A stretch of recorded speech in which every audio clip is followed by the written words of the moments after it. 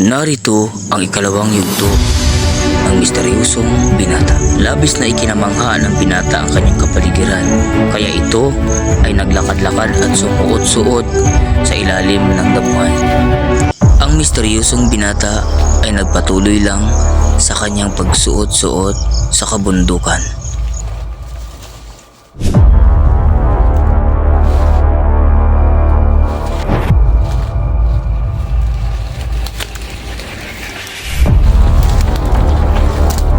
Halika at ipagpatuloy na natin ang kwento ng misteryosong binata. Habang siya ay gumagapang, ay tila ba mayroon siyang nakitang isang bagay na labis siyang ikinamangha. Ito pala ay isang kasuotan. Ginapang niya ito ng dahan-dahan at tinampot niya at inamoy niya ito. Naku po, ang bahong panghi. Siguro umihi ang may-ari nito. At isunod niya sa kanyang ulo kasi hindi niya alam kung paano ito isuot. Hinawakan niya uli ang pantalon at tinapon niya ito at tinampot niya ulit. Siguro naisip ng misteryosong binatang ito na pwede niya itong gawing kasuotan. Kaya ang ginawa niya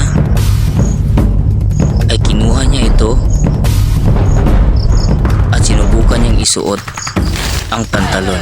Sa kanyang tuwa ay lumundag-lundag ito at sa puntong ito ay ako yata ang namangha kasi ang galing niya palang sumayaw. Macho dancer siguro ito. Maya-maya pa ay may nakita na naman siyang isa pang kasuotan. At labis siya rin ikinamangha ang kasuotan nito. At tinapon niya ito ulit at tinampot niya ulit. Siguro naisip niya na isa din itong misteryosong binata ito ay tuwang-tuwa at tumakbo. Habang siya ay tumakbo ay bigla nang lumabas isang puno na tila ba para isang action star sa isang movie.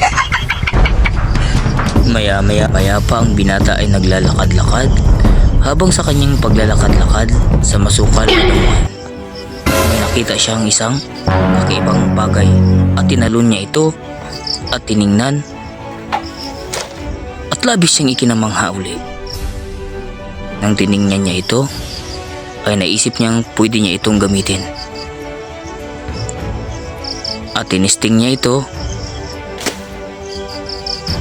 Isa pala itong itak. Siguro naiwan ito ng isang mangangaso sa isang bundok. Kaya niya ito nakuha.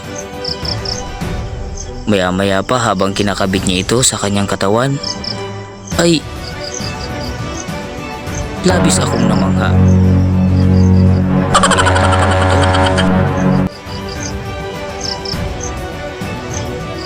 Ayaw, di ma! Ay parang si Samurai X. Doon ako labis na namangha. Talaga naman.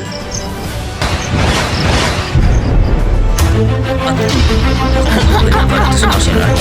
Hindi pala ito basta-basta. Siguro nakapanood ito ng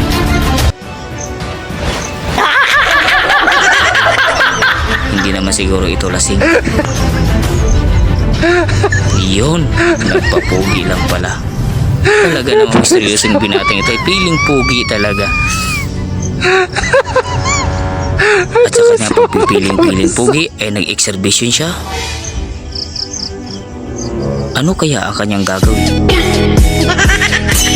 Uy! Ang binatang ito pala ay isa din pala itong TikToker. Naku, updated ata ito sa social media. Bigla na namang tumakbo at nagpiling action star na naman siya. Kakaiba talaga ang talento ng binatang ito. Marami palang talento. Siguro naman ay exciting ang episode 3 ng misteryosong binatang ito. Noong si Amay nabubuhay pa, ang sabi niya ay Freddy, mag-aral kang mabuti, tulungan mo ang iyong sarili.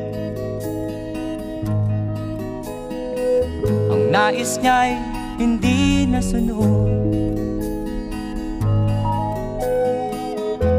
pagkat ako'y may dahilan. Ang nais ko'y umawit, tumugtog ng gitara,